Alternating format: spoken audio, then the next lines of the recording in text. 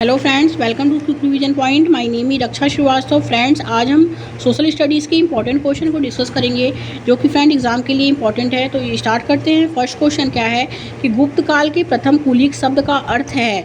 तो गुप्त काल में प्रथम कुलीन शब्द जो होते थे उनका अर्थ क्या है, कुलीन जो होते थे। तो ए है मुख्य न्यायिक अधिकारी, बी है मुख्य बैंकर, सी है मुख्य व्यापारी एंड डी है मुख्य शिल्पकार। तो गुप्त काल में जो है प्रथम कुलीन जो होते थे उनका शब्द का जो अर्थ है वो है मुख्य शिल्पकार। राइट आंसर इसमें डी हो जाएगा। ओके, प्रथम कुलीन जो होते थे वो मुख्य शिल्पकार होते थे। नेक्स्ट क्वेश्चन देखेंगे, वो बुर्ज या बर्ज छाल कहाँ पाई गई जिस पर ऋग्वेद की वैदिक प्रार्थनाएं सूक्त लिखी गई। ए है कश्मीर, बी है महाराष्ट्र, सी है बंगाल एंड डी है बिहार। तो वह बुर्ज या बर्ज छाल जो पाई गई जिस पर ऋग्वेद की जो है प्रार्थनाएं सूक्त लिखी गई तो वो कश्मीर में पाई गई। ओके, राइट आंसर ए हो जाएगा। नेक्स्ट क्वेश्चन देखेंगे। नेक्स्ट क्वेश्चन है कि नेक्स्ट क्वेश्चन है निम्नलिखित में से कौन सी तमिल कृति हमें आम पुरुषों और महिलाओं के जीवन के बारे में सूचित करती है। तो कौन सी तमिल कृति है हमें आम पुरुषों और महिलाओं के जीवन के बारे में सूचित करती है। ए है सिलप्पदिकारम, बी है वैल्यापति, सी है मणिमेखलाई एंड डी पेड़ियापुरम। तो जो तमिल कृति हमें आम पुरुषों और महिलाओं के जीवन के बारे में सूचित करती है वो है पेड़ियापुरम। राइट आंसर डी हो जाएगा। नेक्स्ट क्वेश्चन देखेंगे, निम्नलिखित में से कौन जो है मेल नहीं खा रहा है। तो ए है खजुराहो चंदेलवन, राइट, एहोल चालुक्य, ये भी करेक्ट है। सी काजीपुरम पल्लव राजवंश, ये भी करेक्ट है, लेकिन महाबलीपुरम चोल ये गलत है। ओके, तो ये इसमें डी जो है वो राइट आंसर हो जाएगा। नेक्स्ट क्वेश्चन देखेंगे, निम्नलिखित कथनों पर विचार कीजिए। तवारी को सुशिक्षित व्यक्तियों द्वारा उर्दू में लिखा गया था, तो गलत है, क्योंकि तवारी को सुशिक्षित व्यक्तियों द्वारा उर्दू नहीं फारसी में लिखा गया था। ओके, तो राइट जो हो जाएगा वो फारसी हो जाएगा, ये गलत है।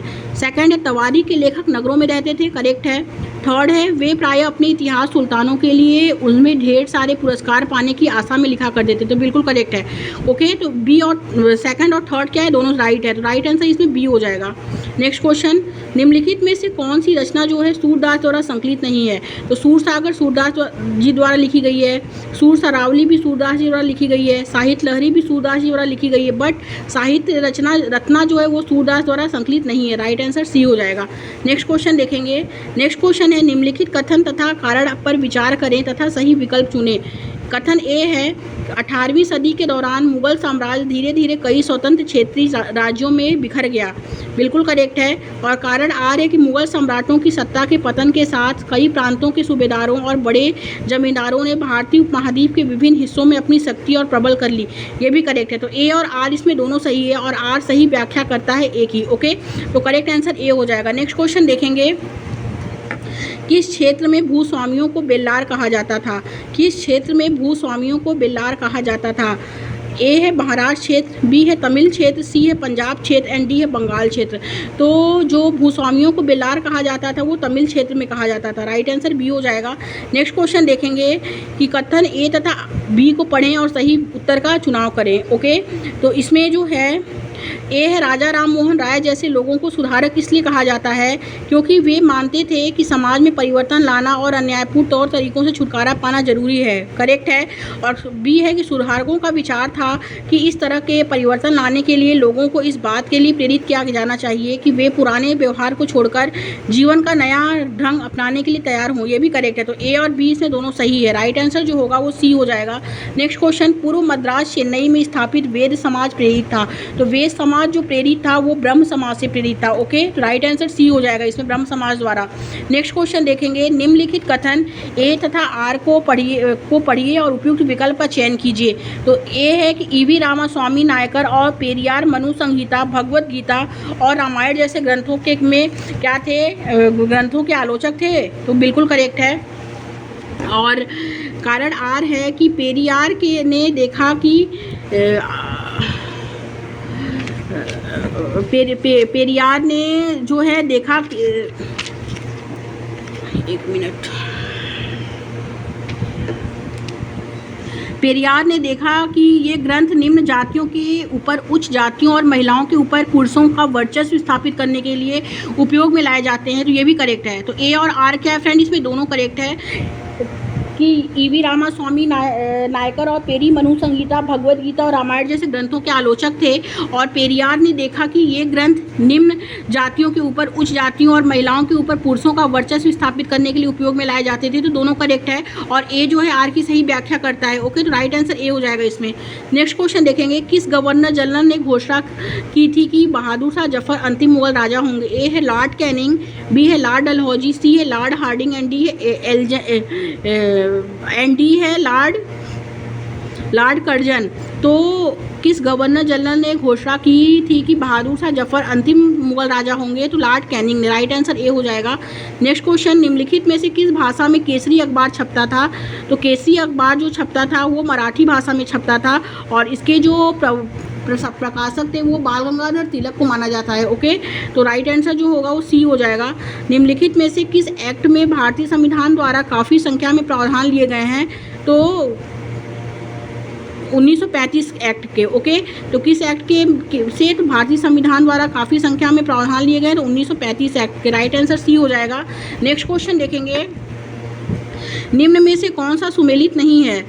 तो कौन सुमेलित नहीं है? तो वो है इसमें बृहस्पति जो है 53 जो है चंद्रमा की संख्या, ये गलत है। ओके, तो राइट आंसर जो होगा वो बी हो जाएगा। नेक्स्ट क्वेश्चन देखेंगे, निम्नलिखित कथन ए तथा आर को पढ़िए तथा उपयुक्त विकल्प का चयन कीजिए।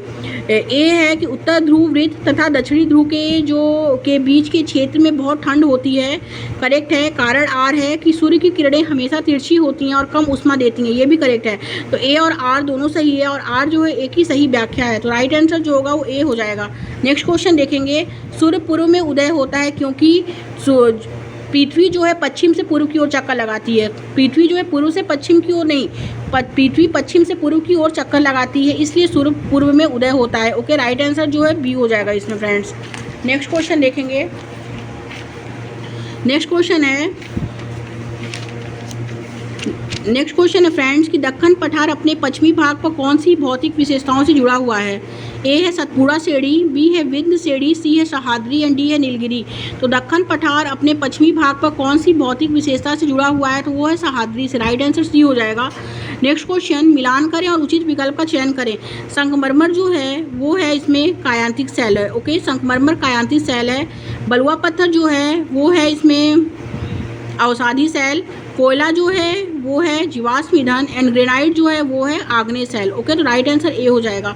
नेक्स्ट क्वेश्चन देखेंगे, निम्नलिखित युग्मों पर विचार कीजिए। ए है इसमें तटबंध और घटक पवन, बी है इसमें स्टैक समुद्री तरंग, सी है छत्रक सेल नदी एंड डी है हिमोड हिमनद। तो इसमें जो राइट होगा वो हो जाएगा स्टैक जो है वो क्या है, वो समुद्री तरंग है और हिमोड जो है हिमनद है। ओके, बी और डी राइट आंसर हो जाएगा। तो राइट आंसर सी हो जाएगा। नेक्स्ट क्वेश्चन देखेंगे, लद्दाख की जलवायु अत्यधिक शीतल और शुष्क है। लद्दाख की जो जलवायु है वो क्या है, अत्यधिक शीतल और शुष्क है। ओके, निम्न में से कौन सा कारक इसके लिए उत्तरदायी है? तो कौन सा कारक उत्तरदायी है? वो है ऊंचाई वहाँ की, लद्दाख की। ओके, और लद्दाख को छोटा तिब्बत भी कहा जाता है और लद्दाख खाप चैन जो है वो लद्दाख को कहा जाता है। ओके, तो राइट आंसर जो होगा वो बी हो जाएगा। नेक्स्ट क्वेश्चन देखेंगे, कम तापमान वाले क्षेत्रों में वायु ठंडी होती है। तो ये क्या है, ये करेक्ट है। और बी है ठंड क्षेत्रों में वायु भारी होती है, भी करेक्ट। तो ए और आर दोनों सही है। तो राइट आंसर ए हो जाएगा। नेक्स्ट क्वेश्चन, निम्नलिखित में से कौन सा जनसंपर्क माध्यम का उदाहरण नहीं है? तो वो है cellular phone. Okay, right answer C हो जाएगा इसमें। नेक्स्ट क्वेश्चन देखेंगे, भूमध्य प्रकार की वनस्पति कहाँ पाई जाती है? वो पाई जाती है दक्षिण पूर्वी अफ्रीका में। ओके, राइट आंसर डी हो जाएगा इसमें। नेक्स्ट क्वेश्चन है, निम्न संसाधनों पर विचार करें। उपयुक्त में से कौन सा जो है प्राकृतिक संसाधन नवीकरणीय संसाधन के उदाहरण है? तो वो है इसमें अब्रक्त, ये नहीं है। बी है वन है और सी है इसमें प्राकृतिक गैस, तो ये नहीं है। डी है मृदा और जल, ये क्या है, ये प्राकृतिक संसाधन नवीकरणीय संसाधन। राइट आंसर सी हो जाएगा। नेक्स्ट क्वेश्चन, मृदा के विचलन गठन में कौन से कारक मुख्य भूमिका निभाते हैं? तो ए है इसमें मूल चट्टान, बी है स्थलाकृति, सी है इसमें जलवायु संबंधी कारक एंड डी है समय। तो इसमें जो होगा, तो जो राइट होगा वो होगा ए। राइट आंसर ए हो जाएगा कि मूल चट्टान। ओके, राइट आंसर इसमें ए हो जाएगा।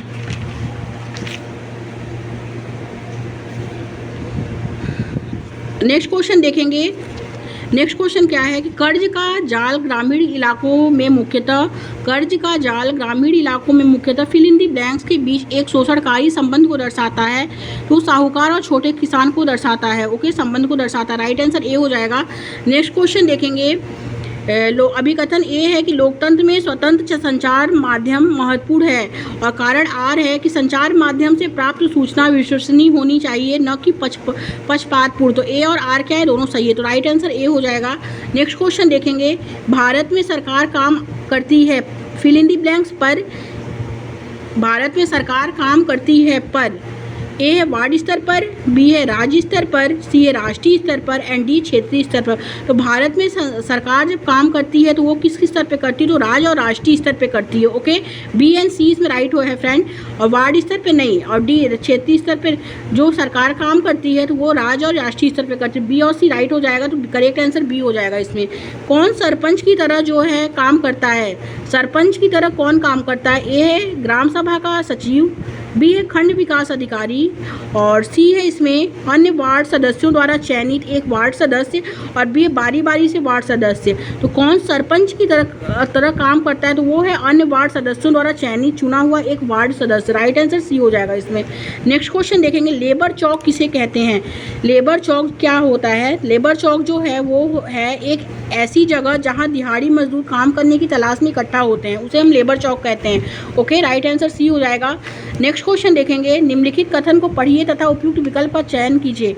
तो इसमें जो है फर्स्ट है स्थायी पवनें जो है वर्ष भर लगातार निश्चित दिशा में चलती रहती हैं, करेक्ट है। सेकंड है पश्चिम एवं पूर्वी पवनें, इनके उदाहरण। तो ये गलत है। तो राइट आंसर जो होगा फर्स्ट सही है, सेकंड गलत है। तो ए ऑप्शन करेक्ट हो जाएगा। नेक्स्ट क्वेश्चन देखेंगे। निम्नलिखित कथन ए और आर को पढ़िए तथा उपयुक्त विकल्प का चयन कीजिए। किसी भी देश को पूरी तरह से लोकतांत्रिक नहीं कहा जा सकता है, बिल्कुल करेक्ट है कि किसी भी देश को आप पूरी तरह से लोकतांत्रिक नहीं कह सकते, क्योंकि व्यक्ति और समुदाय सदैव लोकतंत्र को नए अर्थ देने का प्रयास करते हैं। तो बिल्कुल ये भी करेक्ट है। तो ए और आर क्या है, इसमें दोनों सही है और आर जो है एक ही सही व्याख्या है। ओके, तो राइट आंसर इसमें ए हो जाएगा। नेक्स्ट क्वेश्चन देखेंगे। नेक्स्ट क्वेश्चन है कि जेंडर असमानता का समाधान फिल इन दी ब्लैंक्स के स्तर पर करने की जो है वो ज़रूरत है। ए है केवल परिवार, बी है परिवार समाज और सरकार और सी है केवल सरकार एंड डी है परिवार और समाज। तो जेंडर असमानता का समाधान जो होता है तो परिवार समाज और सरकार के स्तर पे करने की ज़रूरत है। तो राइट आंसर बी हो जाएगा इसमें। ओके, नेक्स्ट क्वेश्चन देखेंगे। नेक्स्ट क्वेश्चन क्या है? निम्नलिखित में से कौन जो है मौलिक अधिकार नहीं है? तो मौलिक अधिकार कौन सा इसमें नहीं है? ए है इसमें, ए है धार्मिक स्वतंत्रता का अधिकार, बी है संवैधानिक उपचार का अधिकार, सी है इसमें संपत्ति का अधिकार एंड डी है प्रारंभिक शिक्षा ग्रहण, प्रारंभिक शिक्षा जो है ग्रहण करना। तो राइट आंसर इसमें डी हो जाएगा, प्रारंभिक शिक्षा ग्रहण करना। ओके, ये क्या है? ये मौलिक अधिकार नहीं है। तो राइट आंसर जो होगा डी होगा इसमें। नेक्स्ट क्वेश्चन देखेंगे। स्कूलों में मध्याह्न भोजन की योजना का प्रावधान निम्नलिखित में से किस भारतीय नागरिक को प्राप्त जो है किस भौतिक अधिकार का विस्तार है? तो वो है जीवन का अधिकार। राइट आंसर बी हो जाएगा। नेक्स्ट क्वेश्चन देखेंगे। इंसाफ में देरी यानी इंसाफ का काल कत्ल, यह मुहावरा भारत की न्याय व्यवस्था से जुड़ी निम्नलिखित में से किस समस्या को दर्शाता है? तो वो है न्यायालयों द्वारा सुनवाई खत्म करने में अप्रत्याशित देरी होना। ओके, राइट आंसर बी हो जाएगा। नेक्स्ट क्वेश्चन देखेंगे। वन अधिकार अधिनियम 2006 एक कानून है जो वन अधिकारों को मान्यता देता है। क्या मान्यता देता है? फर्स्ट है वन निवासी और सेकंड है अनुसूचित जनजाति। तो पहला दूसरा सही हो जाएगा, तीसरा और चौथा गलत हो जाएगा। तो राइट आंसर जो होगा वो सेकंड सी हो जाएगा। Next question. निम्नलिखित में से किस स्थिति को अनुभव करने के साथ हास्याकरण प्रायः संबंधित होता है? तो हास्याकरण जो होता है किस स्थिति को अनुभव करने के साथ जो होता है वो संबंधित होता है? तो इसमें फर्स्ट है अभाव वंचन, सेकंड है भेदभाव, थर्ड है समानता एंड फोर्थ है गर्व। तो राइट आंसर जो होगा इसमें कि हास्याकरण जो होता है किस स्थिति के द्वारा होता है? तो इसमें फर्स्ट सेकंड राइट हो जाएगा, अभाव वंचन और भेदभाव। ओके, तो राइट आंसर जो है ए हो जाएगा, पहला और दूसरा राइट है इसमें। ओके, नेक्स्ट क्वेश्चन देखेंगे। सामाजिक विज्ञान में एक विषय के रूप में माध्यमिक स्तर पर फिल इन द ब्लैंक सम्मिलित नहीं है। तो सामाजिक विज्ञान में कौन कौन से विषय जो है वो सम्मिलित हैं? तो इतिहास, भूगोल, पॉलिटिकल साइंस और इकोनॉमिक्स क्या है, सम्मिलित है, बट साइकोलॉजी क्या है वो सम्मिलित नहीं है। ओके, राइट आंसर ए हो जाएगा। नेक्स्ट क्वेश्चन देखेंगे। ऐतिहासिक अध्ययन फिल इन द ब्लैंक्स के विकास में मदद करते हैं। तो क्या मदद करते हैं? ए है आध्यात्मिक पक्ष के स्तर, बी है ज्ञानात्मक पक्ष के स्तर, सी है मनोवैज्ञात्मक पक्ष के स्तर, एंड डी है आर्थिक पक्ष के स्तर। तो राइट आंसर बी हो जाएगा, ज्ञानात्मक पक्ष के स्तर। नेक्स्ट क्वेश्चन देखेंगे। भूगोल की कक्षा में शिक्षक विशेषित क्षेत्रों में को ढूंढने के लिए विद्यार्थियों को निम्नलिखित में संलिप्त करने के द्वारा उसकी सहायता कर सकता है। तो कैसे उसकी सहायता कर सकता है? ए है कुछ विशिष्ट विशेषताओं को पहचानने और रिकॉर्ड करने, बी है मानचित्र का अध्ययन करने, सी है मानचित्र पर सूचना ढूंढने, एंड 4 है इसमें विश्वकोश का उपयोग करने। तो इसमें जो होगा कि जो शिक्षक है इसमें भूगोल की कक्षा में जो शिक्षक है वो भूगोल की कक्षा में जो शिक्षक है विशेषी क्षेत्रों को ढूंढने के लिए विद्यार्थियों को निम्नलिखित में संलिप्त करने के द्वारा जो है उसकी सहायता कर सकता है। तो कैसे कर सकता है? तो मानचित्र का अध्ययन करने, मानचित्र पर और इसमें जो राइट हो जाएगा वो होगा इसमें